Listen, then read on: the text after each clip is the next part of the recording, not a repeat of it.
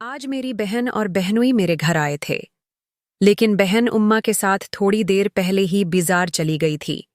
अब घर में सिर्फ एक कहानी में आगे बढ़ने से पहले अगर आपने अभी तक हमारे यूट्यूब चैनल को सब्सक्राइब नहीं किया तो सब्सक्राइब कर दें। मैं और बहनोई ही थे, खाना बनाते हुए थोड़ी सी देर गुजरी थी कि अचानक की यूं महसूस हुआ जैसे कोई पीछे आकर खड़ा हुआ हो।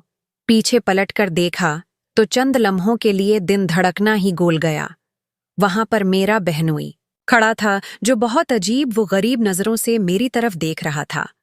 उसकी आंखों में इस वक्त एक अजीब सी चमक थी। वो सिर से लेकर पांव तक मुझे घूर रहा था। यूं लग रहा था जैसे वो थोड़ी ही देर में मुझे आंखों में निगल लेगा। उसकी ये हालत देखकर मुझे शिद्दत से कुछ गलत होने का एहसास होने लगा, मगर इस वक्त मैंने अपने आप पर काबू पाया और धीमे अंदाज में अपने बहनोई से पूछा कि आपको किसी चीज की जरूरत है। मेरी बात सुनकर हास ने दोबारा से मेरे सरापे की तरफ देखा। उसकी नजरें अब मेरी जिस्म में खप गई थीं। मैंने दुपट्टा ढूंढने की कोशिश की ताकि अपने आप को छिपा सकूं, मगर मैं नाकाम हो गई, क्योंकि दुपट्टा तो मैंने पहना हुआ ही नहीं था। बहनोई की नजरें मेरी जिस्मी पर बेबाक लिबास में घड़ चुकी थीं। दूसरी तरफ अब मेरी भी हालत बहुत ज्यादा खराब हो रही थी। मुझे समझ नहीं आता कि उसको हाय एकदम से क्या हो गया है। कल तक तो ये मुझसे बहुत शफकत और इज्जत से पेश आता था। कल तक तो ये मेरा बहुत ख्याल रखता था और मुझे छोटी छोटी बातें समझाता था, लेकिन यकदम ही सब कुछ बदल गया। वो मेरे इंतहाई करीब आकर खड़ा हुआ और मुझ से पूछने लगा कि तुम्हारी बहन और माँ को आने में कितनी देर है। उसकी बात सुनकर मैंने गहरी सांस ली और उससे कहा कि वो 5 फंद में आने हैं वाली होंगी, जबकि उनकी वापस में अभियों से 1 घंटा भागी था। इसकी बातें और उसाके रखते देखकर मुझे एक बात का तो अंदाजा हो ही गया था कि ये मुझे क्या चाहता है, मगर मैं ये सब कुछ नहीं कर सकती थी। मुझे उन कामों से बहुत डर लगता था और अपनी बहन के हक में तो डाकी डाल ही नहीं सकती थी, मगर मैं नहीं जानती थी कि मेरी सोच से भी ज्यादा वेशी वो चालाक इंसान है। ये ऐसे इलाक पैदा कर देगा कि मैं कुछ भी करने और समझने के काबिल ही नहीं रहूंगी। वह बहुत आस्त्री से मेरी तरफ बढ़ता चला जा रहा था और जैसे जैसे वो मेरी करीब आ रहा था वैसे वैसे मेरी तबीयत भी खराब होती जा रही थी। मैंने उसके सीने पर हाथ रखा और उसे पीछे की तरफ किया। मेरी उस हरकत पर उसके चेहरे पर मुस्कुराहट फैल गई। उससे पहले कि वो मजीद कुछ कहता मैंने इससे बहाना कर दिया कि मैं खाना बना चुकी, अब मुझे गर्मी लग रही है, मैं फ्रेश होने के लिए अपने कमरे में जा रही हूँ। मेरी बात सुनकर इसने तेजी से हुआ में सिर हिलाया, मगर उसके चेहरे की मुस्कुराहट अब भी दौर नहीं हुई थी। मैंने कुच्छे से बाहर निकलने तक अपनी पेट पर उसकी नजरों की तपश्शुक को महसूस क्या। उससे पहले कि मैं कमरे के अंदर दाखिल होती मुझे नौकरानी की आवाज सुनाई दी। उसकी आवाज सुनकर मुझे खुशगवार हैरत हुई। वो पिछले 1 हफ्ते से छुट्टियों पर गांव गई हुई थी और उसकी गैर मौजूदगी में घर के सारे काम मेनक संभाले हुए थे। उसे देखकर खुश होने के एक बड़ी वजह ये भी थी कि अब मुझे महसूस हो रहा था कि उसकी मौजूदगी में मैं महफूज हो गई हूं, मगर मैं नहीं जानती थी कि आज मैं कितनी बड़ी मुश्किल में फंसने जा रही हूं। उसे देखकर मैं उसकी गले लग गई। मेरी यह हरकत देखकर खुद हैरान हो गई, क्योंकि हास घर में काम करने वाली अच्छी तरह से जानती थी कि मैं किसी के साथ भी इतना मिलती जलती नहीं हूं। गले लगाना तो बहुत दूर की बात, में तो किसी को सीधे मुंह सलामा भी नहीं करती थी, और जहां तक इन नौकरानियों का सवाल था तो उनकी तरफ मैं देखना भी पसंद नहीं करती थी। मगर आज अनजाने क्यों उसे देखकर मुझे दिली खुशी हुई महसूस हो रही थी। वो भी हैरान हो गई और मुझसे पूछने लगी, बीबीएन जी, आपकी तबीयत तो ठीक है?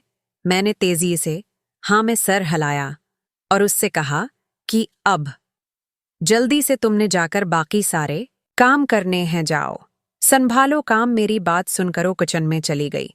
इससे पहले कि वो किचन के अंदर दाखिल होती अचानक ही मेरा बनवई वहां पर आ गया और नौकरानी को वहां से निकलने का कहने लगा। बनवई की बात सुनकर मैं हैरान हो गई और सवालिया नजर से उसकी तरफ देखने लगी।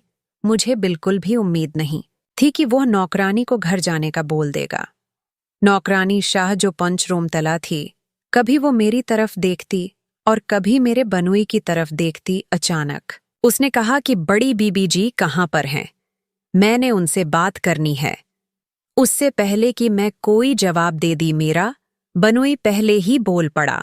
वो अपने कमरे में लेटी आराम कर रहे हैं। उनकी तबीयत रास्त से बहुत खराब है।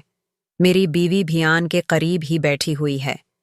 मैं उनके पास जाती हूं उससे पहले कि वो उन कहतरीफ जाती। मेरा बनुई उसके सामने जाकर खड़ा हो गया और उसे सख्त लहजा में कहने लगा, जब मैंने तुम्हें कहा है कि अभी घर जाओ, अगले दिन काम पर आना, तो क्या तुम्हें मेरी यूं कही हुई बात समझ में नहीं आती?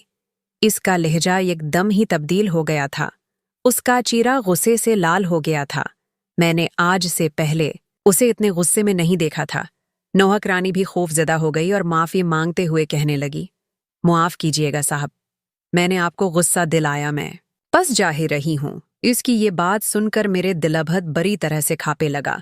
मुझे अब तो यकीन हो गया था कि मुझे बनुई के हाथों से बचाने वाला अब कोई भी नहीं है। जिस तरह कैसे केरकती थी और जिस तरह से इसकी आंखों का रंग तब्दील हो रहा था, यह सब देखकर मुझे बहुत ज्यादा डर लगने लगा था। बनुई मेरी तरफ मुतवज्जा हुआ और उसके चेहरे पर दोबारा सब्सक्रात फैली हुई थी।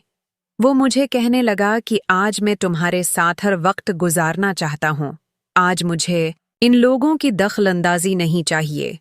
तुम जाओ, चलिए से अपने कमरे में जाकर फरेश हो जाओ। बनुई ने ये बात बहुत ही अजीब अंदाज में कही। इन्हीं की बात सुनकर मैंने चंद नफा उसके चेहरे की तरफ देखा और टटोलने की कोशिश की।